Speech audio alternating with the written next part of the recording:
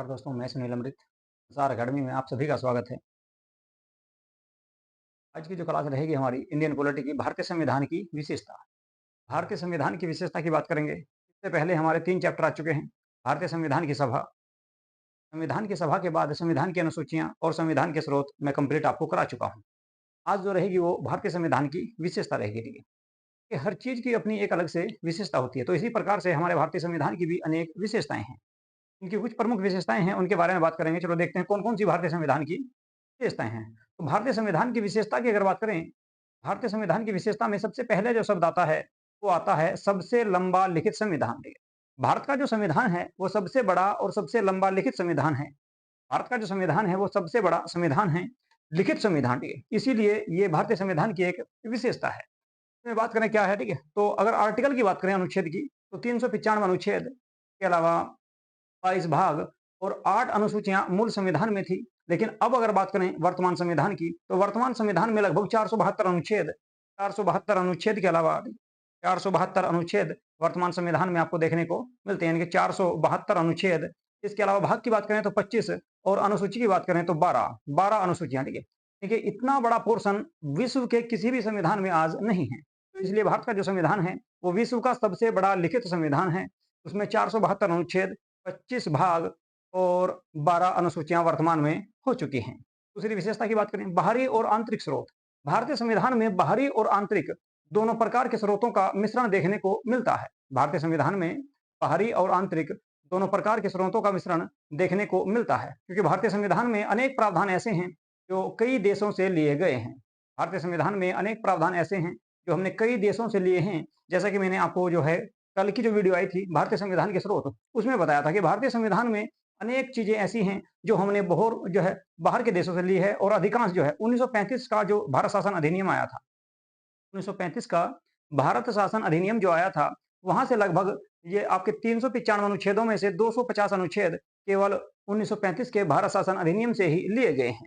इसके अलावा बात करें जापान, अमेरिका, रूस, ठीक है, इसके अलावा आयरलैंड आदि देशों से भी हमने अनेक प्रावधान भारतीय संविधान में शामिल किए हैं। जैसे कि एकल नागरिकता, ये इंग्लैंड के संविधान से ली गई है। प्रधानमंत्री जो है संसदीय विशेषाधिकार, संसद की प्रक्रिया आदि प्रावधान हमने इंग्लैंड के संविधान से लिए हैं। मौलिक अधिकार, इसके अलावा राष्ट्रपति, ठीक है, राष्ट्रपति पर महाभियोग आदि प्रावधान भी कहाँ से लिए हैं, तो अमेरिका से लिए हैं। ठीक है? डीपीएसपी आपके आयरलैंड से लिए गए हैं। संविधान संशोधन की प्रक्रिया दक्षिण अफ्रीका से ली गई है। तो इस प्रकार से भारतीय संविधान में आंतरिक और बाहरी दोनों प्रकार के स्रोत हैं, और ये भी भारतीय संविधान की एक महत्वपूर्ण विशेषता कही जा सकती है। इसके बाद तीसरे पॉइंट की बात करेंगे। अगला जो पॉइंट रहेगा, कठोर एवं सरल संविधान। ठीक है, भारत का जो संविधान है वो कठोर भी है और सरल भी है। कठोर कैसे है? भारतीय संविधान में कुछ प्रावधान ऐसे हैं, कुछ बदलाव ऐसे हैं जिनके लिए संविधान में 2/3 बहुमत के साथ-साथ आधे से अधिक राज्यों की सहमति लेनी पड़ती है। इनके संसद में कुल मेंबर जितने भी हैं, संसद में कुल मेंबर जितने भी हैं, उनका 2/3 2/3 बहुमत से उस बिल को पास करना पड़ता है। इसके अलावा आधे से अधिक राज्य, जैसे कि आज के टाइम में 28 राज्य है वर्तमान में, तो कम से कम भी आपके 15 राज्यों की सहमति उसमें लेनी पड़ती है। उसके बाद संविधान में संशोधन किया जाता है। उसको कठोर संविधान कहा जाता है। जबकि कुछ प्रावधान ऐसे हैं जो 1/3 बहुमत से, संसद के द्वारा 1/3 बहुमत से ही बदलाव संविधान में किया जा सकता है। उनको सरल जो है संविधान संशोधन कहा जाता है या सरल संविधान कहा जाता है। तो भारतीय संविधान जो है सरल व कठोर दोनों का मिश्रण इसमें देखने को मिलता है। चलिए जी, अगले पॉइंट की बात करें। भारतीय संविधान में जो है मौलिक अधिकार, ठीक है, मौलिक अधिकारों के माध्यम से भारत के लोगों को, मौलिक अधिकारों के माध्यम से भारत के लोगों को अनेक छूट दी गई है, अनेक स्वतंत्रता प्रदान की गई है। मौलिक अधिकारों के माध्यम से भारत के लोगों को अनेक अधिकार प्रदान किए गए हैं। और इसकी अगर बात करें तो भाग 3 और अनुच्छेद आपके 12 से लेकर 35 तक, 12 से लेकर 35 तक मौलिक अधिकारों का प्रावधान किया गया है। और मौलिक अधिकारों के माध्यम से भारतीय जनता को या भारतीय नागरिकों को स्वतंत्रता प्रदान की गई है। तो ये भी एक भारतीय संविधान की महत्वपूर्ण विशेषता है। के बाद बात करें राज्य के नीति निर्देशक तत्व। राज्य के नीति निर्देशक तत्व, अगर इनकी बात करें तो भारतीय संविधान में एक आपका भाग जोड़ा गया, भाग नंबर 4, ठीक है, भाग 4, भाग 4 और अनुच्छेद 36 से 51 तक राज्य के नीति निर्देशक तत्वों की राज्य के नीति निर्देशक तत्वों का प्रावधान किया गया है। और इसको आयरलैंड के संविधान से लिया गया है। भारतीय संविधान में राज्य के नीति निर्देशक तत्व जो हैं, वे आयरलैंड के संविधान से लिए गए हैं। इसलिए ये भी भारतीय संविधान की एक महत्वपूर्ण विशेषता है, ठीक है। अगले पॉइंट पे चलें तो मौलिक कर्तव्य। भारतीय संविधान में भाग 4 ए मिलेगा आपको और आर्टिकल मिलेंगे आपके 51 ए, ठीक है। तो इनके माध्यम से अनुच्छेद 51 ए में मौलिक अधिकारों या मौलिक कर्तव्यों का प्रावधान किया गया है, जो ये रूस के संविधान से लिए गए हैं और भाग इसके लिए 4 ए जोड़ा गया है। तो 42वां संविधान संशोधन के द्वारा जोड़ा गया था। मौलिक कर्तव्य भारतीय संविधान की एक महत्वपूर्ण विशेषता मानी जाती है। वर्तमान में 11 मौलिक कर्तव्य हैं। बात करें संसदीय प्रणाली की, भारत में संसदीय प्रणाली को अपनाया गया है। भारत में जितने भी कार्य किए जाते हैं, जितनी भी योजनाएं चलाई जाती हैं या सरकार का गठन किया जाता है, वो संसद के द्वारा ही किया जाता है। संसद में बहुमत होना जरूरी होता है, ठीक है। लोकसभा में जो है किसी भी दल को, ठीक है, लोकसभा के चुनाव के समय किसी भी दल को बहुमत प्राप्ति करनी होती है, ठीक है। तो इस प्रकार से भारत में जो है संसदीय प्रणाली को अपनाया गया है और संसद के द्वारा ही सभी महत्वपूर्ण कार्य भारत में किए जाते हैं, भारत की शासन प्रणाली में किए जाते हैं। तो संसदीय शासन प्रणाली ये भी भारतीय संविधान की एक महत्वपूर्ण विशेषता है। इसके बाद बात करें त्रिस्तरीय शासन प्रणाली, ये मोस्ट इंपोर्टेंट है आपका, ठीक है। त्रिस्तरीय शासन प्रणाली विश्व के किसी भी देश में इस प्रकार की प्रणाली को नहीं अपनाया गया है, लेकिन भारत में त्रिस्तरीय शासन प्रणाली है। तो कैसे है उसको देखते हैं, ठीक है। देखिए, सबसे पहले आपका जो है भारत में केंद्र है। केंद्र स्तर पर सरकार का गठन किया जाता है, यानी कि केंद्र शासन चलाता है। तो केंद्र के द्वारा, ठीक है, ये एक हो गया। इसके बाद दूसरी अगर बात करें तो राज्य सरकारों का गठन किया जाता है। तो राज्य स्तर पर, ठीक है, यानी कि केंद्र स्तर पर और राज्य स्तर पर दोनों स्तरों पर शासन प्रणाली चलाई जाती है। ये लगभग आपका सभी देशों में देखने को मिलती है, लेकिन भारत में अगर तीसरी त्रिस्तरीय शासन प्रणाली की बात करें तो पंचायत या स्थानीय स्वशासन जिसे कहा जाता है, स्थानीय स्वशासन स्थानीय स्वशासन ये भी भारतीय संविधान की एक महत्वपूर्ण विशेषता है, क्योंकि भारतीय संविधान में त्रिस्तरीय तीन स्तर पर किसी क्षेत्र में सरकार का गठन किया जाता है। एक तो गांव का प्रमुख होता है, जैसे कि प्रधान, ठीक है। इसके अलावा उसी गांव का एक जो है आपका विधानसभा का मेंबर भी होता है, ठीक है, जो राज्य सरकार की ओर से कार्य करता है, ठीक है। इसके अलावा एक उसी क्षेत्र का सांसद भी होता है, जो केंद्र की ओर से कार्य करता है। तो केंद्र, राज्य और ग्राम, ठीक है, त्रिस्तरीय शासन प्रणाली को भारत में अपनाया गया है। इसके बाद बात करें पंथ निरपेक्षता, ठीक है। भारतीय संविधान में यह शब्द मूल संविधान में नहीं था, इसको बाद में जोड़ा गया। कब? 42वां संविधान संशोधन 1976 में हुआ था, उसके द्वारा पंथ निरपेक्षता शब्द को जोड़ा गया, ठीक है। पंथ निरपेक्ष को धर्मनिरपेक्ष के नाम से भी जाना जाता है। ये कब जोड़ा गया? तो 42वां संविधान संशोधन 1976 1976 में हुआ था। इसके द्वारा इस शब्द को जोड़ा गया था। तो पंथ निरपेक्षता यानी कि भारत का कोई भी धर्म नहीं है, लेकिन भारत के लोगों का धर्म है। भारत का कोई धर्म नहीं है, भारत एक पंथ निरपेक्ष या धर्म निरपेक्ष राष्ट्र है, ठीक है। ये भी भारतीय संविधान की एक महत्वपूर्ण विशेषता है।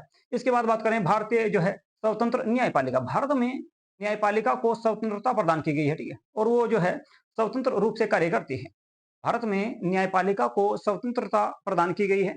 तो न्यायपालिका के अंतर्गत कौन-कौन आते हैं? तो इसके अंतर्गत आपका सुप्रीम कोर्ट, हाई कोर्ट और समस्त डिस्ट्रिक्ट कोर्ट, इनकी जिला कोर्ट, ठीक है, ये सभी इसके अंतर्गत शामिल किए जाते हैं। और ये जो है संविधान के अनुसार स्वतंत्र रूप से अपना कार्य करते हैं।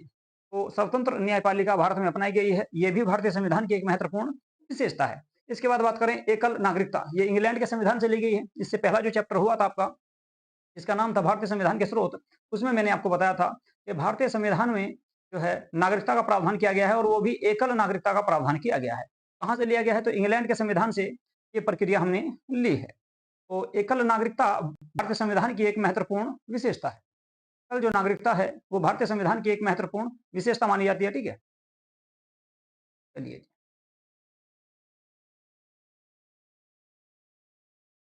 अब बात करें एकल नागरिकता की। तो एकल जो नागरिकता है, वो सॉरी नागरिकता जो है, ठीक है, इसका जो प्रावधान किया गया है, ठीक है, नागरिकता का जो प्रावधान किया गया है वो कहाँ पर किया गया है? तो नागरिकता का प्रावधान भारतीय संविधान के भाग 2 और अनुच्छेद 5 से 11 तक एकल नागरिकता का प्रावधान किया गया है। ये भी भारतीय संविधान की एक महत्वपूर्ण नागरिकता वो है, विशेषता है।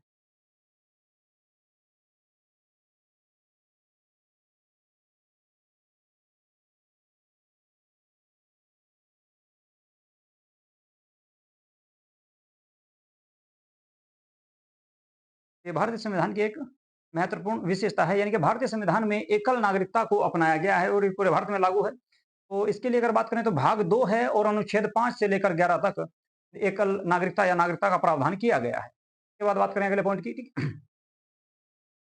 तो जो है आपके ये कुछ महत्वपूर्ण प्रावधान थे जो भारतीय संविधान की विशेषता को बताते हैं, जैसे कि एकल नागरिकता। एकल नागरिकता यानी कि भारत में सभी नागरिकों को केवल एक ही नागरिकता प्रदान रहेगी या प्राप्त रहेगी। इसके बाद बात करें स्वतंत्र न्यायपालिका, ये भी भारतीय संविधान की एक विशेषता है क्योंकि न्यायपालिका को भारत में स्वतंत्र रूप से रखा गया है। इसके बाद बात करें पंथ निरपेक्षता। भारतीय संविधान में लिखित रूप से कहा गया है कि भारत का कोई भी धर्म नहीं होगा, अर्थात भारत एक पंथ निरपेक्ष या धर्मनिरपेक्ष राष्ट्र होगा। इसके बाद त्रिस्तरीय शासन प्रणाली, केंद्र स्तर, राज्य स्तर और ग्राम स्तर, 3 स्तरों पर, ठीक है, 3 स्तरों पर शासन किया जाता है भारत में, तो इसलिए भारत में त्रिस्तरीय शासन प्रणाली है और ये विश्व में एकमात्र ऐसी व्यवस्था भारत में ही है। इसके बाद बात करें संसदीय प्रणाली, भारत में जितने भी कार्य किए जाते हैं वे संसद के द्वारा ही किए जाते हैं, ठीक है? तो इसलिए भारत में संसदीय प्रणाली का भी प्रावधान किया गया है। अब बात करें मौलिक कर्तव्यों की, ये भी भारतीय संविधान की एक विशेषता है। मौलिक जो कर्तव्य हैं, ये आपके रूस के संविधान से लिए गए थे। रूस के संविधान से लिए गए थे और 51 ए, अनुच्छेद 51 ए और भाग 5 ए में इनको शामिल किया गया है। वर्तमान में 11 मौलिक कर्तव्य है, शुरुआत में केवल जो है 10 मौलिक कर्तव्य थे। इसके बाद बात करें राज्य के नीति निर्देशक तत्व, डीपीएसपी, ये भाग 4 और अनुच्छेद 36 से 51 तक इनका प्रावधान किया गया है। ये भी भारतीय संविधान की एक महत्वपूर्ण विशेषता है। इसके अलावा मौलिक अधिकार सबसे मोस्ट इंपोर्टेंट है। भाग 3 अनुच्छेद 12 से लेकर 35 तक इनका प्रावधान किया गया है और भारतीय नागरिकों को मौलिक अधिकारों के माध्यम से स्वतंत्रता और अनेक अधिकार प्रदान किए गए हैं। अलग से इसका एक चैप्टर तुम्हारा आएगा। कठोर व जो है सरल संविधान, भारतीय संविधान कठोर भी है और सरल भी, इनके दोनों का मिश्रण इसमें देखने को मिलता है। इसके बाद बात करें बाहरी और आंतरिक, भारतीय संविधान में अनेक प्रावधान दूसरे देशों से लिए गए हैं और कुछ प्रावधान हमने अपने खुद के भी इसमें जोड़े हैं, तो इसलिए बाहरी और आंतरिक दोनों प्रकार के स्रोत भारतीय संविधान में देखने को मिलते हैं। बात करें सबसे बड़ा लिखित संविधान जो है वो भारत का है, क्योंकि इसमें लगभग आपके 395 अनुच्छेद, 25 भाग और 22 12 अनुसूचियां हैं।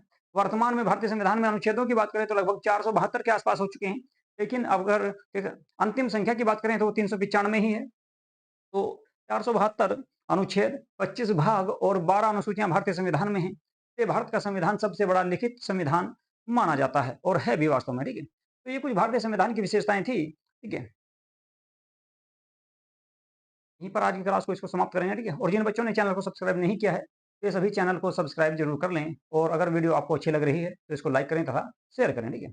और इंडियन पॉलिटी की आपको इसमें जो है कंप्लीट क्लास में कराने वाला हूँ। इससे पहले 3 क्लास हो चुके हैं। ये आज जो है चौथी क्लास थी, ठीक है? इसलिए करते हैं कि यहीं पे अपनी क्लास को आज समाप्त। नमस्कार।